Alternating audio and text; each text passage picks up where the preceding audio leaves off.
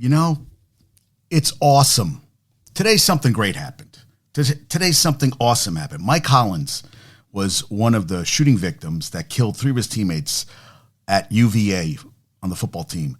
Lavelle Davis Jr., Devin Chandler, and Deshaun Perry were all killed by a student on a bus ride back from something, and shot in his back, was on a ventilator, spent a week in the hospital. He was back, full participant today in spring practice for UVA.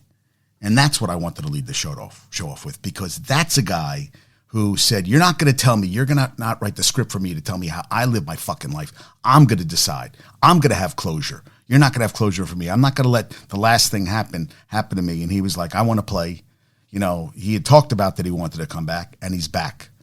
You know, guys like that, that's a guy who is a success, a role model, somebody to look up to. You're having a shitty day, whatever. You look at him and you're like, you know what? Your day isn't that bad. Things aren't that bad. Things are actually great. You know, you're awake. You're alive.